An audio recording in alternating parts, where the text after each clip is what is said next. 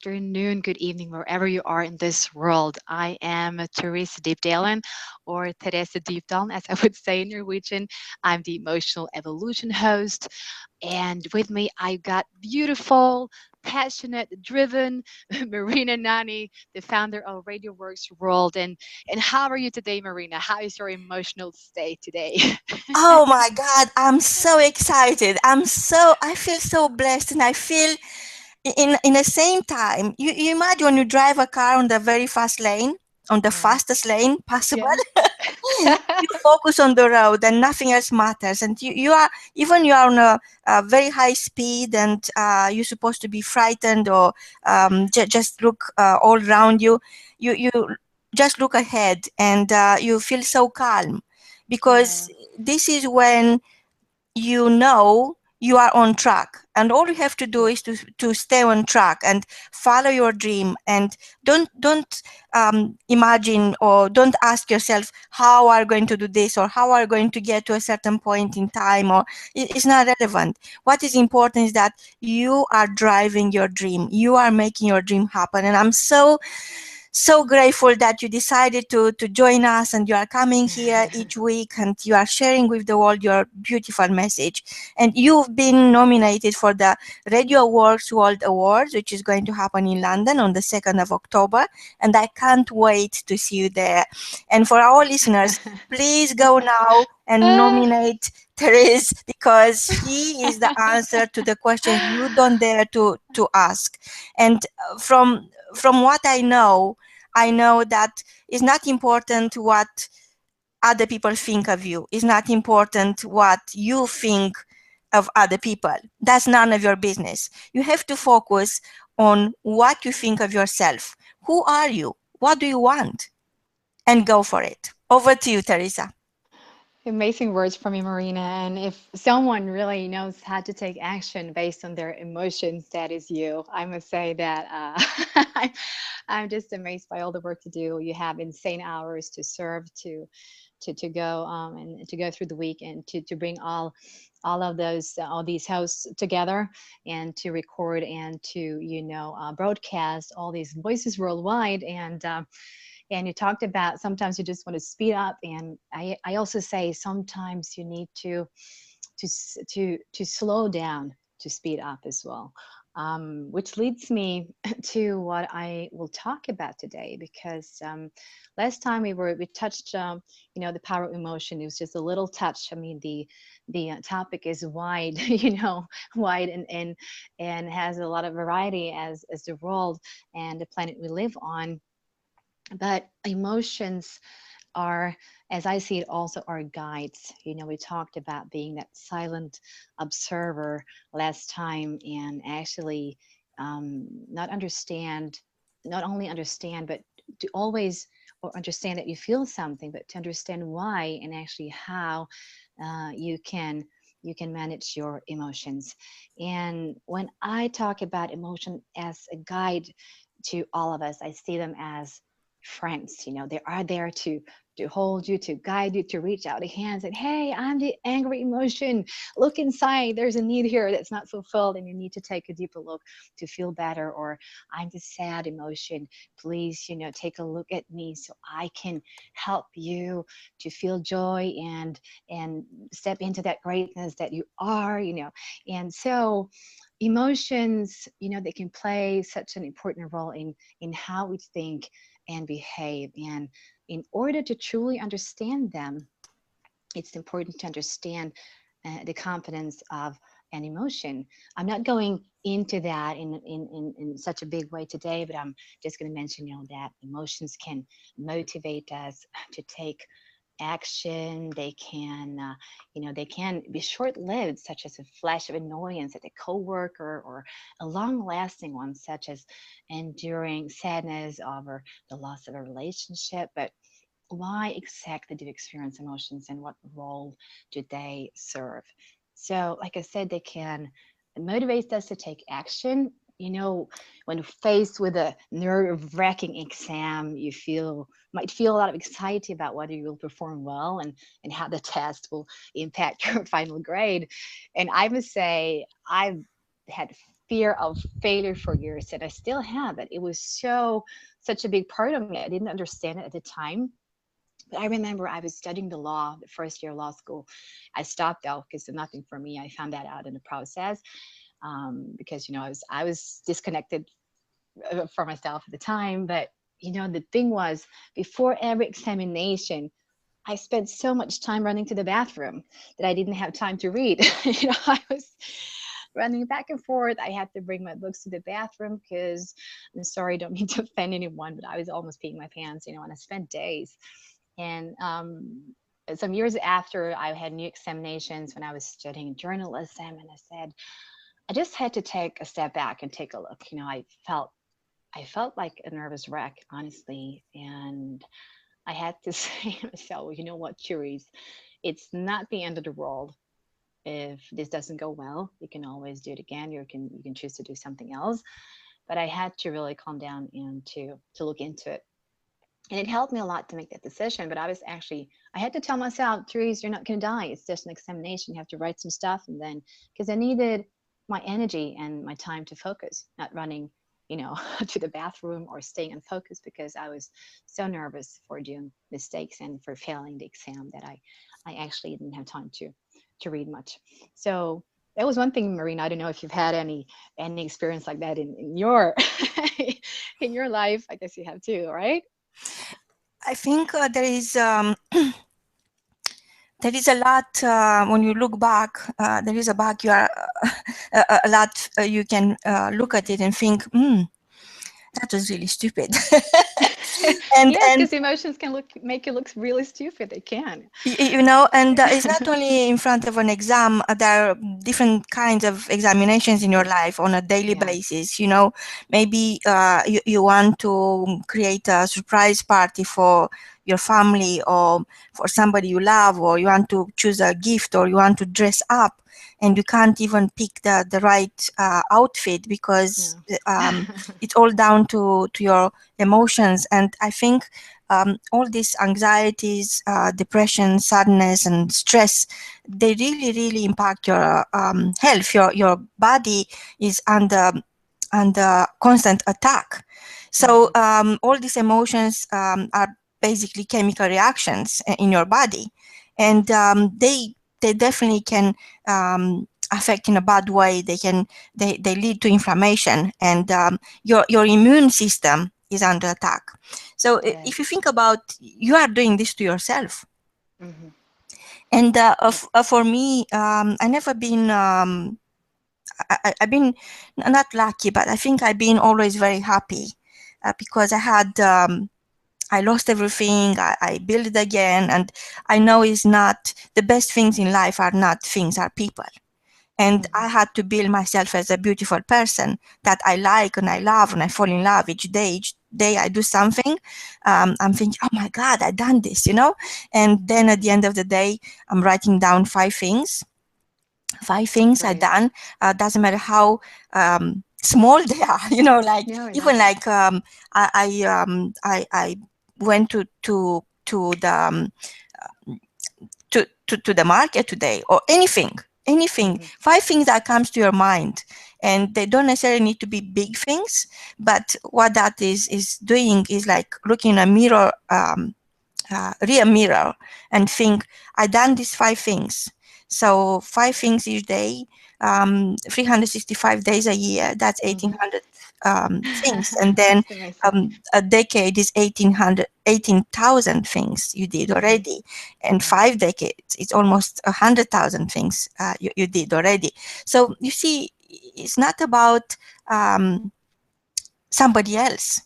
This is something you can do for yourself or against yourself. So it's a choice. So all it is, what is that you want?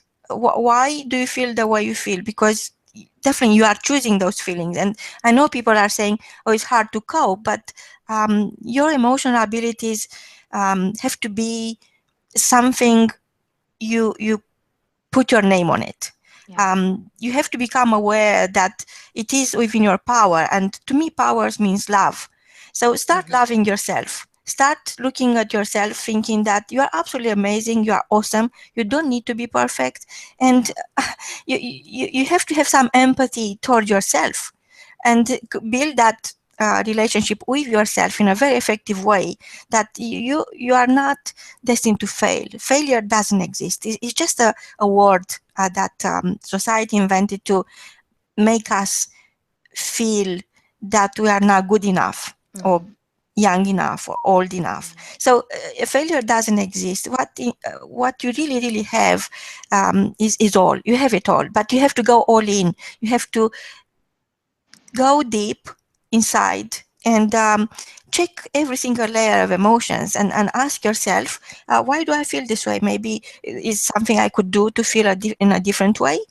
And I know people become almost academic about this, and for somebody who is out there listening right now thinking what they're talking about, I'm simply saying that you have to become aware of your emotions, and you have to keep them on check. You have to control your emotions, because we are designed to die. When we are born, we are designed to die, and we are created that way, that everything is going south. But before you go south, you have a choice to go north. Yes. And if you look at a good example are the leaves in during autumn. We have it in Europe. So I don't know if our listeners, wherever you are in the world, if you don't have um, autumn, it is a good exercise to imagine a seed who was growing into a tree. The tree were bearing fruits during the summer, and during before winter comes, there is autumn, and you start losing your leaves. But before the leaf comes down back to the ground where you came from, there is a dance, there is a performance. I watch the leaves, I'm fascinated by, because I see myself. Before I go to the ground, back to the ground, I have the chance to perform my last dance, and I will make it memorable. And it's a choice. It's a choice. I could think, oh, I'm 55 this summer, and I'm growing old. No, I'm growing young. This is how I feel inside, and it's a Yeah. choice. Yeah. And yes, people who around me could say, you are not getting young, you are getting old. But who are they to tell me how I feel? Yeah. Exactly. Over to you, And Therese. emotions, they help us understand ourselves. They help us or allow us to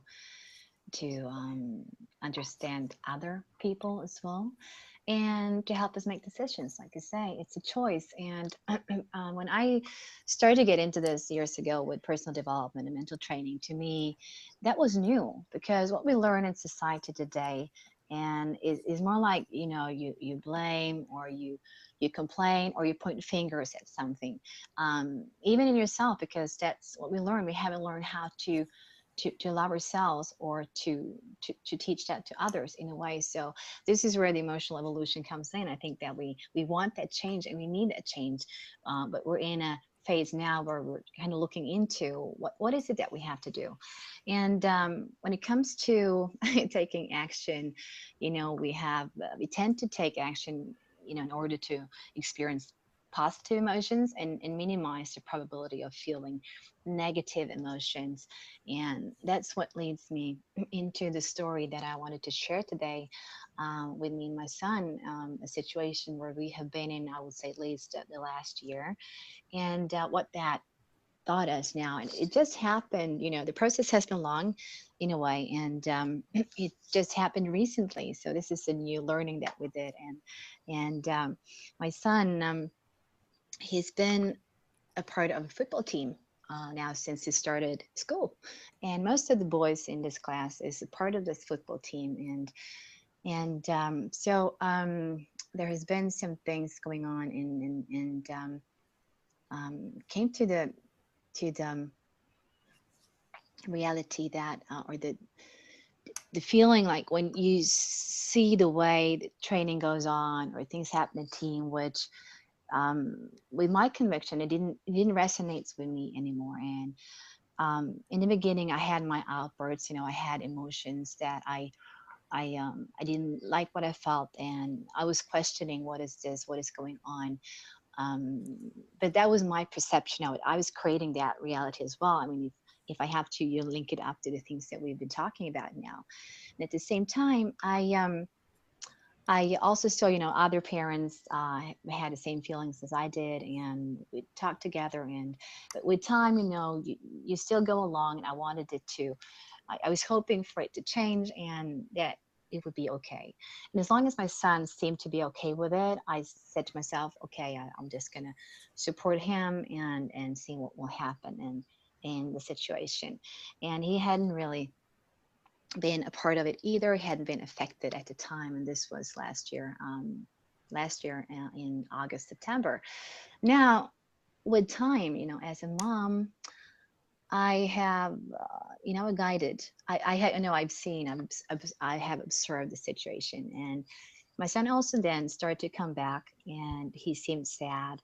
He seemed unmotivated. He had always something to he was wondering, and he was analyzing, questioning stuff that had happened. And in the beginning, he came back after our training and also the football matches where I was present. And I could see that his emotional states changed.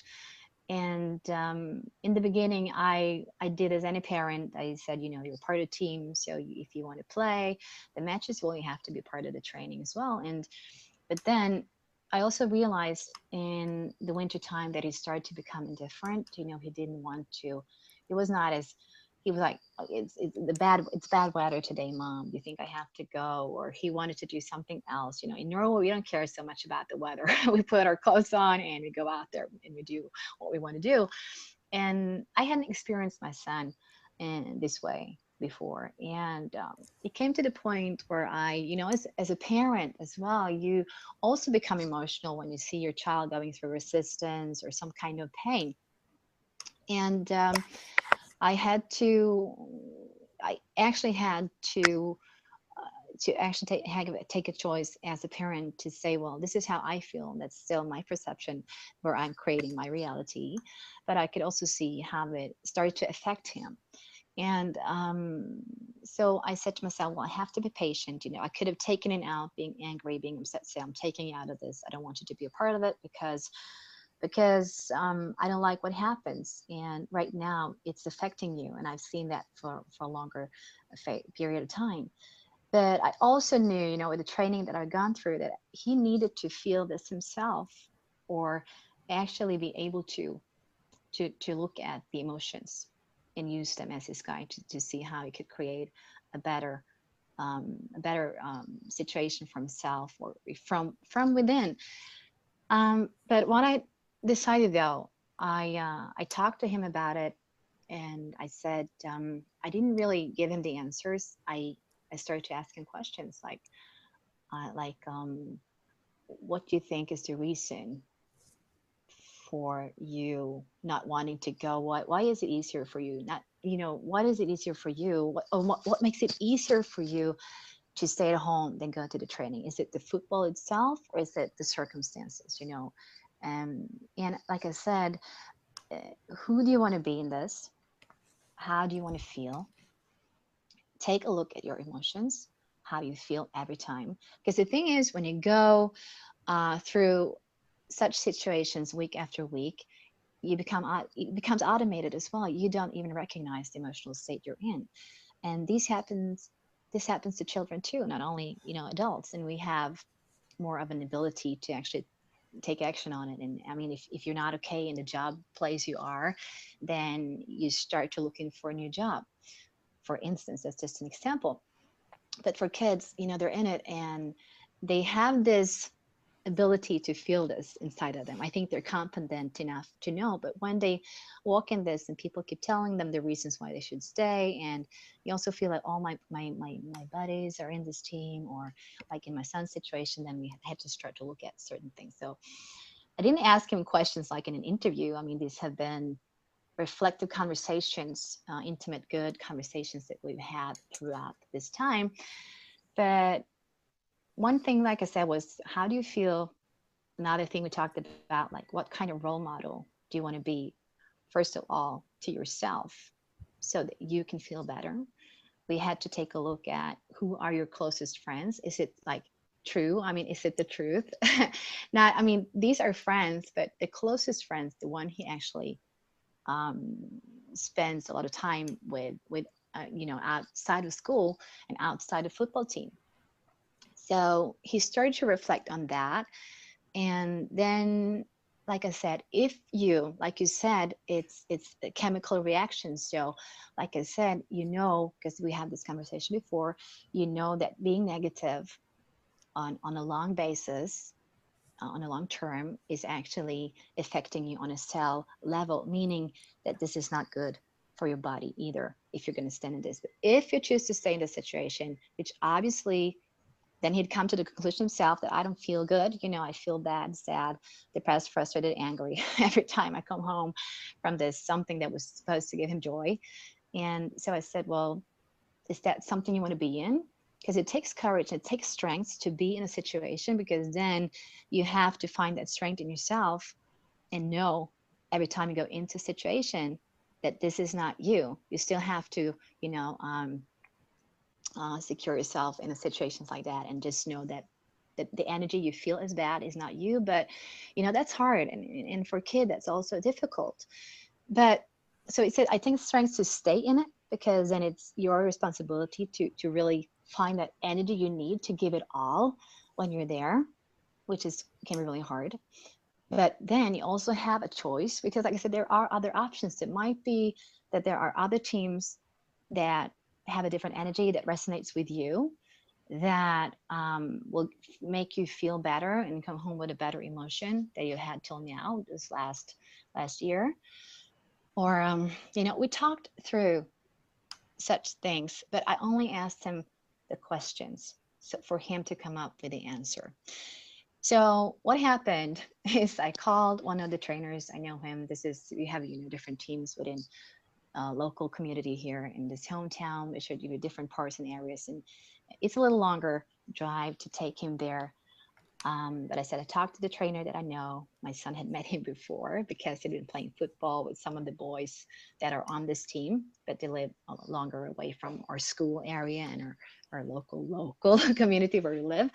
But I said, you're welcome and you can go and try. And if you want to, I'm supporting you because it might help you feel better. But like I said to him, you are the one that have to make that decision and stand in that choice, because if you don't like it, you can always come back to where you are, or you can just change the activity. Something I knew in a way, I know him, I know how he loves football. And so like I said, you can also think about, do you want to stay in an environment where you feel the energy is not the best energy you want in your life, or would you try something new? It might give you the energy you want and stay in that emotional space in a longer period of time in your life. And my son, he came now just 3 weeks ago and said, Mom, when can I train on that other team? So he'd been feeling his emotions, and I said, use them as a guide, observe them. How do you feel every time you come home? What do you want to do for yourself? And we came with that question. I knew that it had been a process for him, but finally he was able to make that choice for himself. So he went to the training. This was Thursday last week. And just halfway in the training, he comes over to me and said, Mom, this is so much better for me. I love this. And he went off again flying, to spend the last, minutes with that team. And after the team, I know he's been asking every day, Mom, when is the next training? I want to go back there. And we had a new great experience, an emotional, cool, sweet, nice experience yesterday. So for him to actually, for me as a parent to empower myself and be patient and actually sit down and say, what kind of questions can I ask my son for him to take full responsibility for the emotions that now are negative and have been that for a long time, for him to understand that he has a choice. So he can make that decision and go on and maybe create better results for himself, at least try something new. And now when he had success in doing just that. He's so proud. He has grown even more.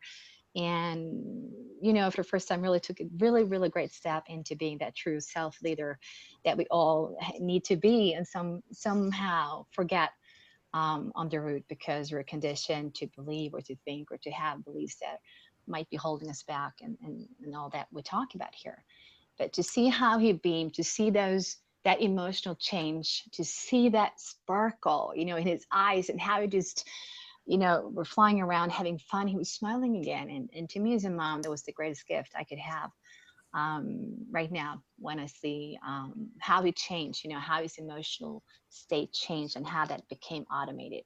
Now, I mean, he can go into this, and there's another there's another thing going on the cell level, and his emotions are his friends, and he has just had a great life lesson, which again has become a new skill that he can use, and I'm so proud of him. And I also had, I'm gonna say, clap my shoulder, and on behalf of all all parents out there, when you manage to do something like that, or if you can get inspired to do something like this, I mean, remember to celebrate to yourself as a parent, because sometimes it's not easy at all to stay in situations where you are actually considering taking your kid out, and then you have to guide your child to take a look at your emotions, and what is it that you feel, what can we do about it.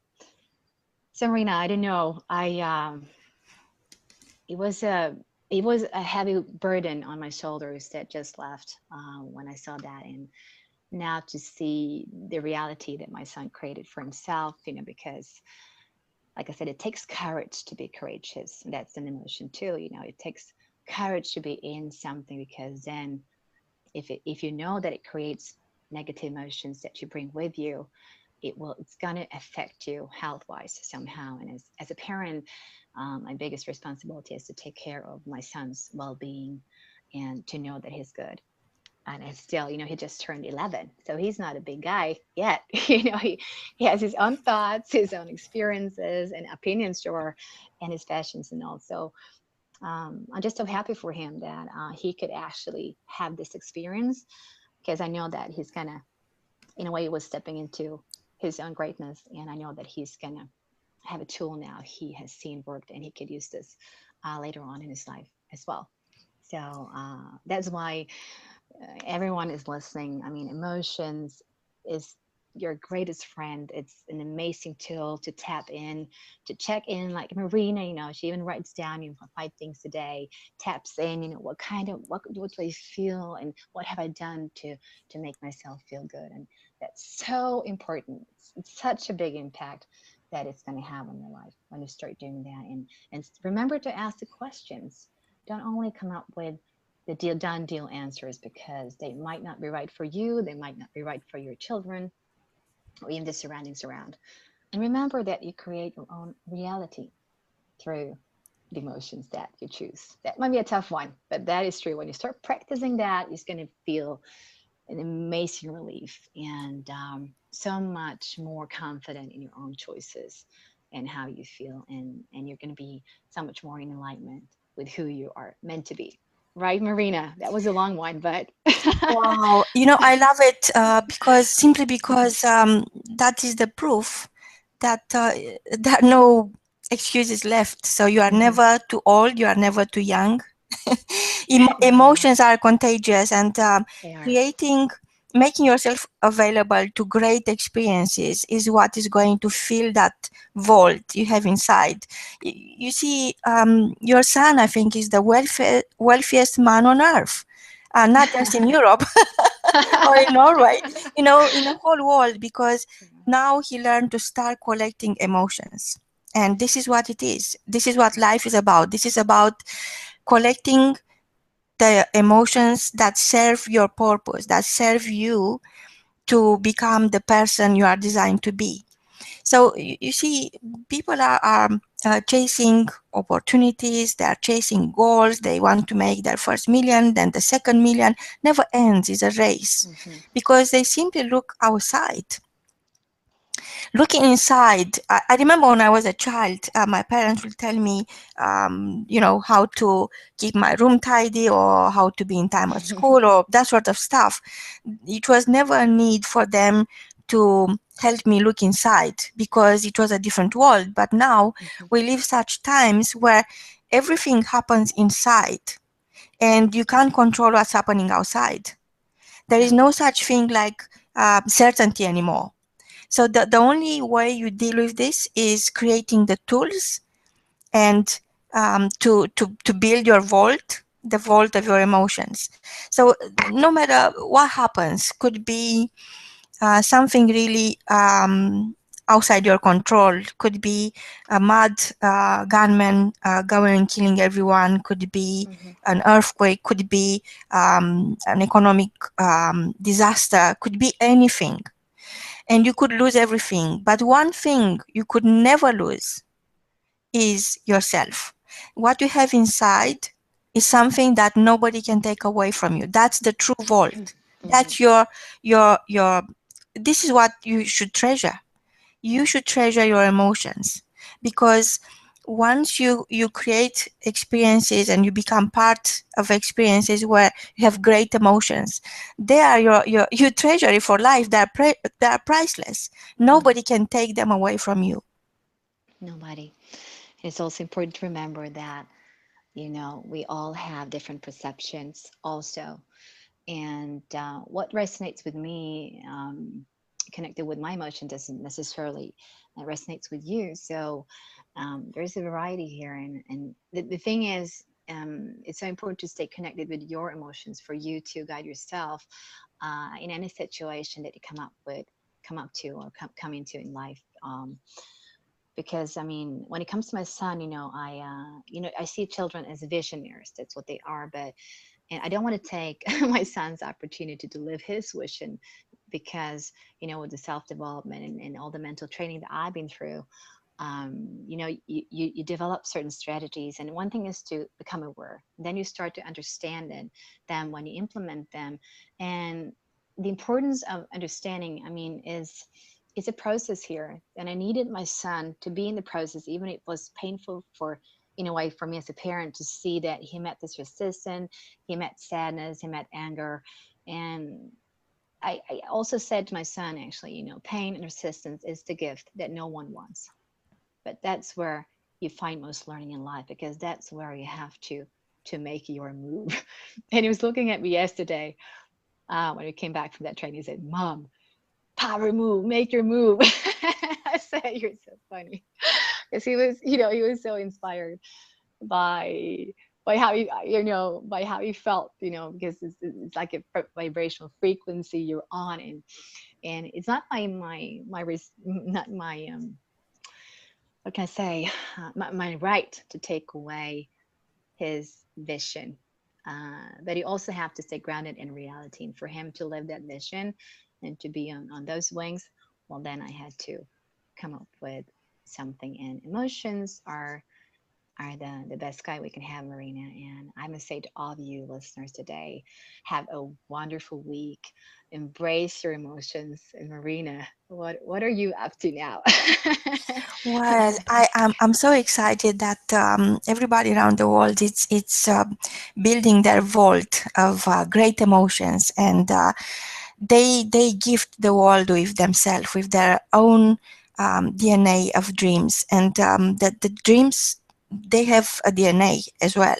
So it's what you create in your mind and what you bring into the world. So I think it's very important to understand that nobody can come inside your mind and tell you how to deal with a situation. Nobody could come inside your mind and um, change your thoughts, Mhm. because we are, each one of us is dealing with circumstances each day, and sometimes they're outside your control because Mhm. you are not the the cause of your life. But when Yeah. you simply, to become the cause of your own life, you simply have to understand the power of your thoughts. Yes. And you can't change your circumstances, fair enough, but you can change your thoughts. You could ask yourself better question. You could ask yourself, what can I do right now to make it better. Mm-hmm. I know. From both of us, until next time, is goodbye.